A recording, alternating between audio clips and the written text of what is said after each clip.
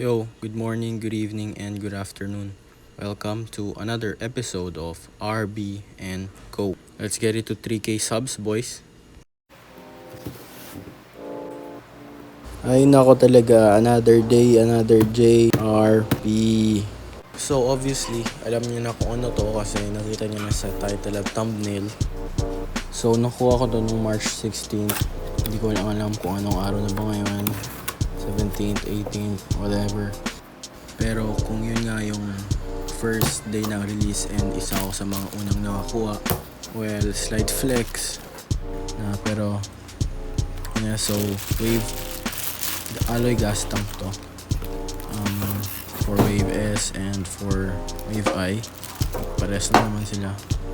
So ito yung lock para sa floater nya, iba na siya, the bolt na, hindi yung pa-slide. So mas madali nang tanggalin at install yung floater. I mean, di naman mahirap pero parang hassle lang kasi pwedeng magka-dents or magaskisan yung tank. Anyways, may kasama na siyang mga bolt, so maganda, di na tayo maghahanap. So hindi ko talaga muna planong bumili ng alloy gas tank, kaso naglabas yung JRP, so baka maubusan tayo, delikado. Pero ito, iba na yung design niya kaysa sa mga lumang gas tank. Yung flat lang yung top niya, tapos walang paglalagyan ng floater. So itong gas cap niya ay yung design niya parang nasa tappet cover ng wave, yung in-install ko last time. So CNC siya, maganda, medyo mabigat. Tapos may butas, parang breather, or ano bang purpose ng butas na yun. Napansin ko rin na yung mga bagong release ng JRP parang makintab na yung mga alloy nila. Ewan ko kung bakit. So maganda yung pagka-welds niya, pero hindi ko lang alam kung MIG weld ba or TIG weld. Kailangan ko pang pag-aralin yung mga welds. Lightweight siya, pero mamaya tignan natin kung ano nga ba weight niya. Pero obviously naman na mas magaan siya dahil nga alloy, diba? And mas maliit siya ng onte kesa sa stock na gas tank. Pero for the sake of testing, i-weigh na lang natin.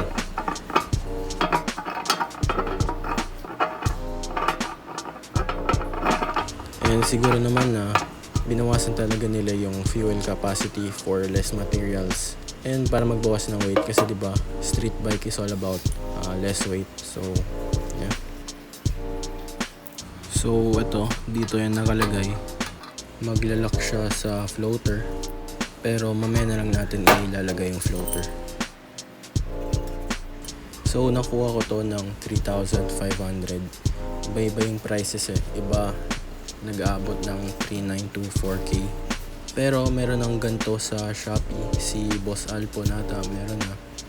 Pero kung takot naman kayo sa shipping, baka meron din naman sa mga lugar nyo. Kalat naman siya sa Facebook so kayo na lang bahala.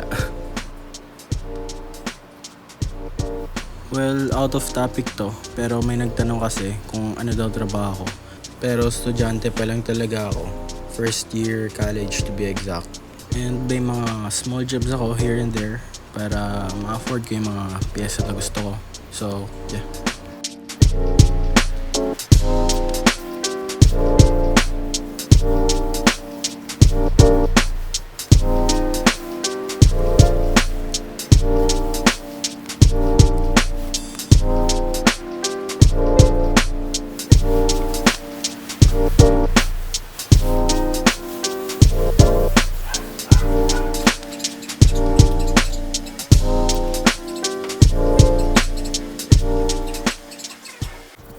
So i-drain muna natin yung gas sa motor.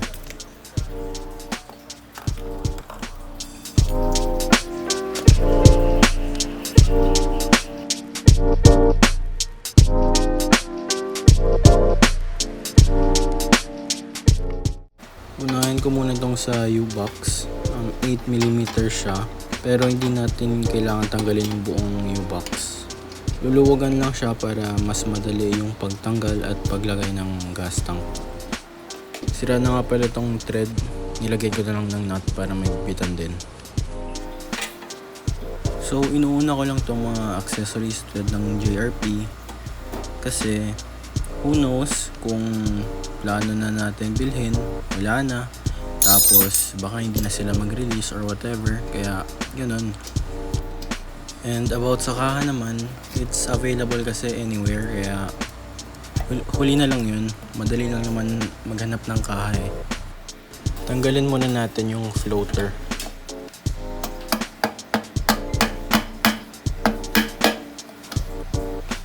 So bali ito yung sinasabi ko sa inyo na baka magka-dents or gas-gas.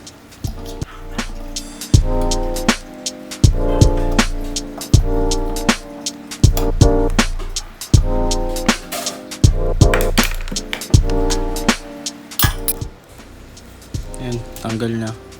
Pero gagamitin natin to sa alloy gas tank natin. Simulan na natin tanggalin yung mga bolts. 10mm lang siya. Samurai paint nga pala yung ginamit namin dito sa buong motor, yung ni-repaint namin dati. And ganito yung buong motor ngayon, nalusaw ng gas. So di na mauulit samurai.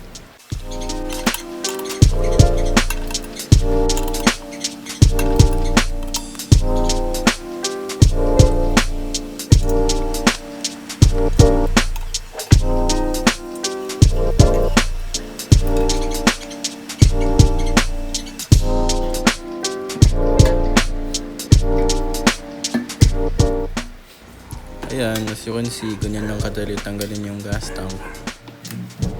Well, para sa akin kasi wala pa akong kaya madali.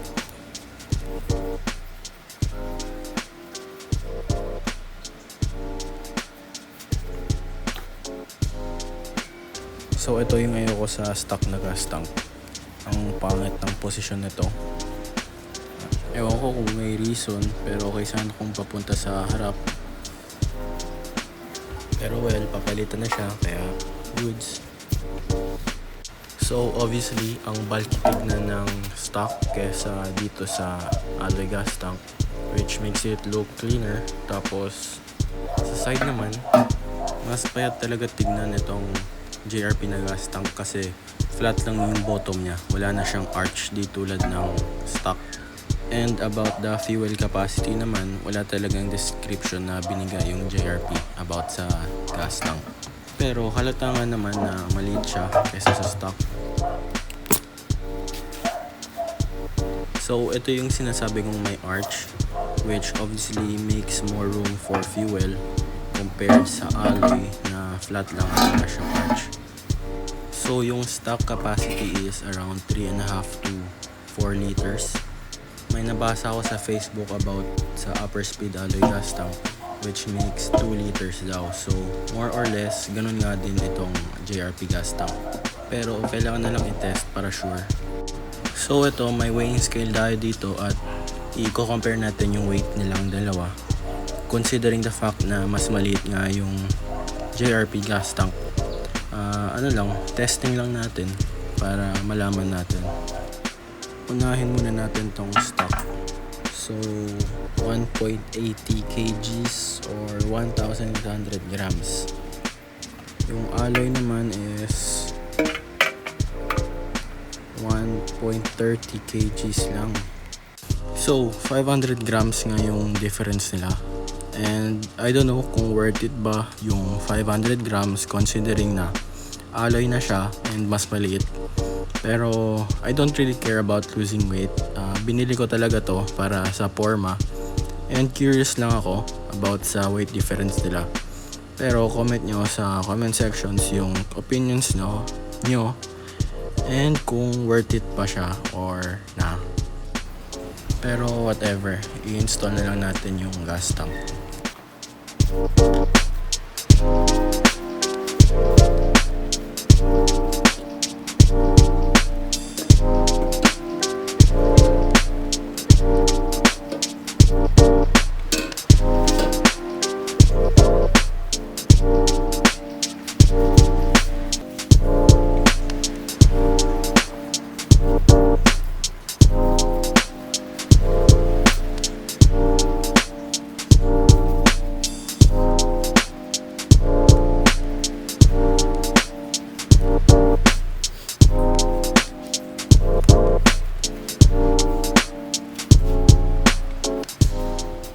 Like I keep saying sa previous kong videos, mamaya na tayo magpapalit ng mga bolts. Bulok muna yung lalagay natin.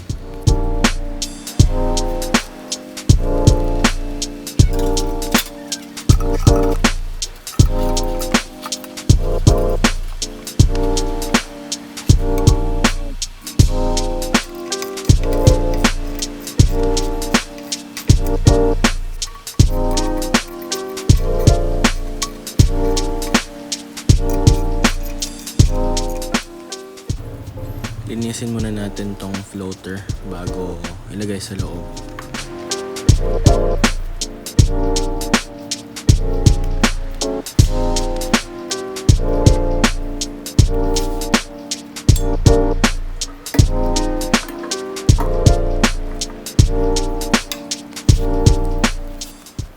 Tapos ito naman yung sa taas, yung pang-lock ng floater. So any side works naman, no? So tara.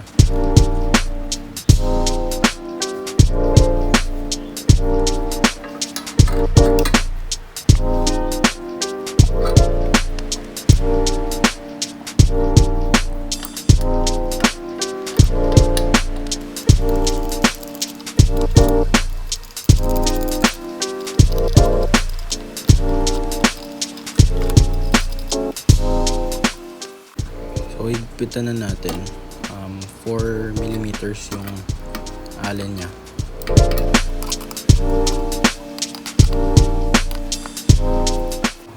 Tapos ito naman yung wires.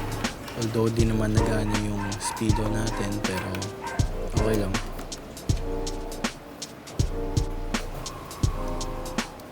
Kumuha na nga pala ako ng Facebook page. Lalagay ko na lang dito sa screen and sa description box yung link. Pero wala pa siyang mga post.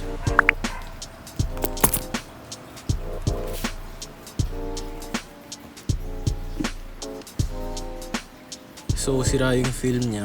Tapos nagwa 120 kahit nakapark lang. Nice! Higpitan na natin yung mga bolts ng U-box.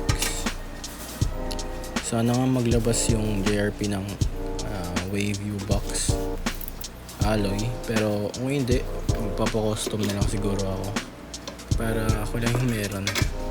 Damot in-expand na lang muna yung fuel hose kasi malaki yung butas ng JRP gas tank. Lalagyan ko na lang muna ng zip tie para safe.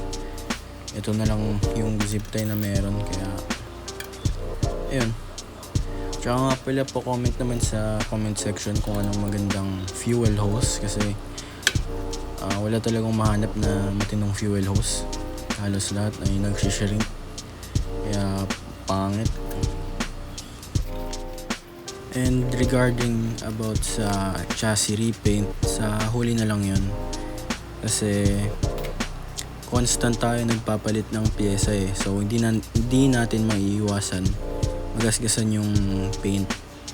So tapusin muna natin yung pag-build, tapos repaint na lang yung huli and kaha para nasa final position na siya and di na siya magagalaw. So no more gas or anumang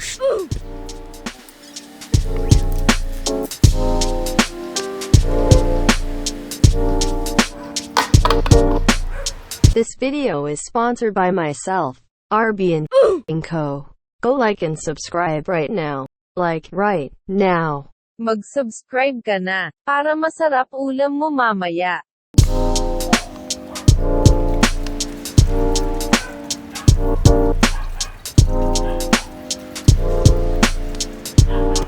check muna natin kung may leak.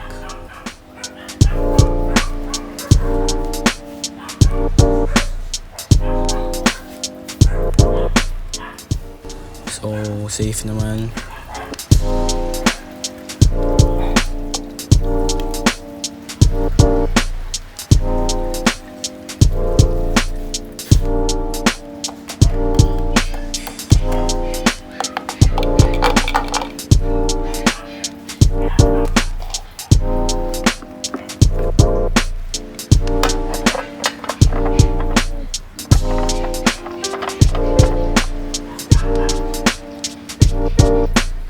ナイス。 So, isa sa mga nagustuhan ko talaga dito sa JRP Alloy Gas Tank na to is malinis talaga yung pagka-design niya. Kita nyo na sunod siya sa linya ng chassis. Ayan, dyan, flat na flat. And isang dahilan na nga doon yung pagkaliit ng tank. So, yun yung mga maliliit na bagay na na-appreciate ko kahit matatakpan lang naman din sila. So, yeah, I guess that's it. こんにちはイムバック口。より多くの加入者をください。はい、さようなら。